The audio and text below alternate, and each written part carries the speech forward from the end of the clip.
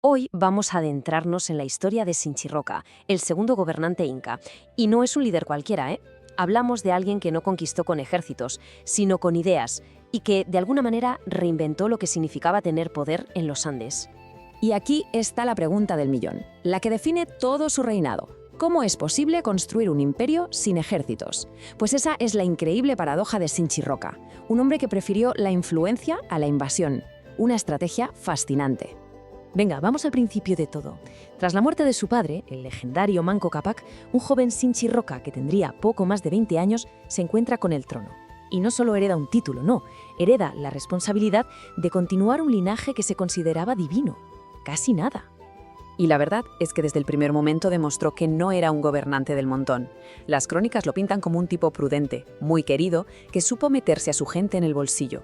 Sus primeras decisiones lo dejan claro. Se dedicó a visitar a su pueblo y en un movimiento que parece simple, pero que es pura estrategia, mandó ampliar el cultivo de patatas. Ojo, con esto no solo aseguraba la comida, sino que iba, poquito a poco, expandiendo las tierras bajo su control en el Valle del Cusco. Pero claro, esa calma inicial pronto dio paso a la ambición. Sin embargo, Sinchi-Roca se topó con un consejo que le pedía un poco de calma. Y ahí es donde aparece el primer gran dilema de su reinado. El momento clave, la chispa que enciende sus ganas de expansión, es el nacimiento de su primer hijo, Yoke Yupanqui. Con un heredero ya en la cuna, la idea de un reino más grande y poderoso se convierte en su obsesión. Quería dejarle a su hijo un legado mucho mayor del que él mismo había recibido. Pero aquí entra en juego una figura fundamental: su madre, la Colla, o sea, la reina, Mama Ocleo, que ya era muy anciana. Fijaos bien en esta cita.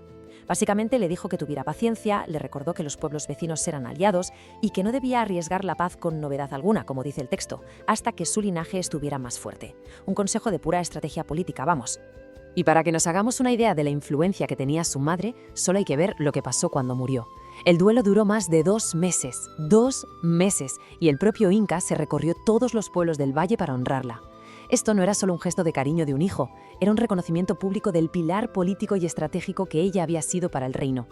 Y es justo después de asimilar el consejo de su madre cuando Sinchi-Roca forja su verdadero legado, el más original. En vez de la espada, eligió la palabra. Vamos a ver cómo funcionaba su increíble poder de la diplomacia. A ver, lo realmente potente de lo que vemos aquí es el contraste. El camino fácil, el esperado, era la conquista militar, lo que hacían todos, pero Sinchi-Roca eligió la influencia, lo que hoy llamaríamos poder blando, una estrategia basada en la astucia, en la generosidad y en proyectar una imagen de autoridad divina. ¿Y cómo lo hacía exactamente? Pues su método se puede resumir en estos 4 pasos.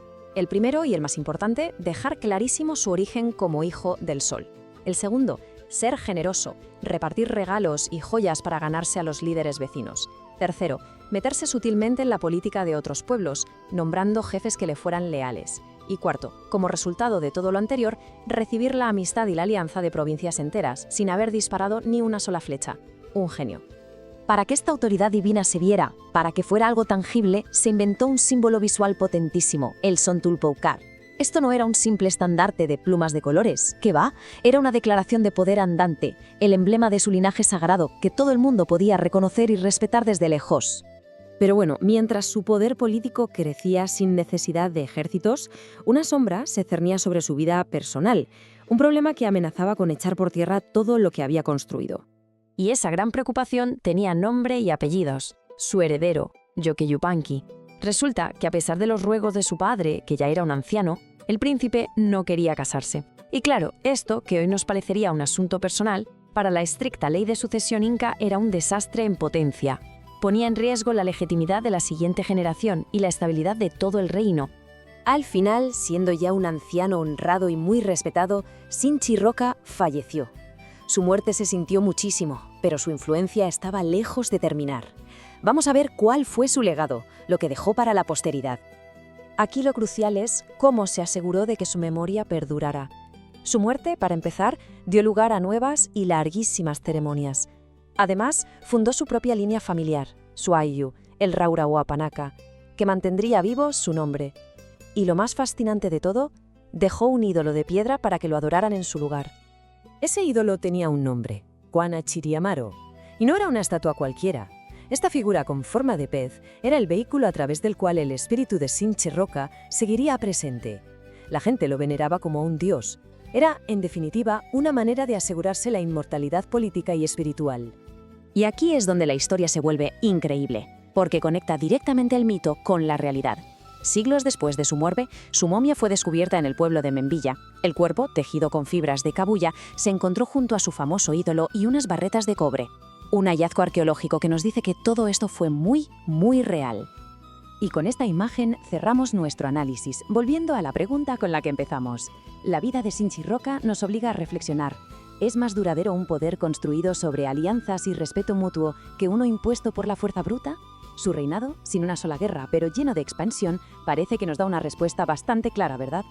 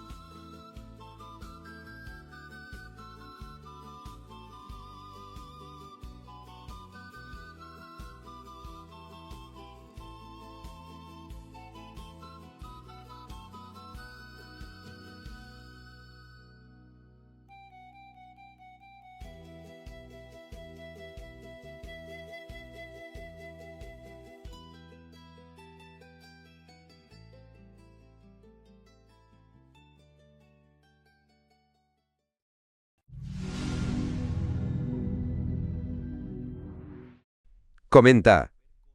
¿De qué quieres que hablemos en el siguiente video? Síguenos para no perderte nada.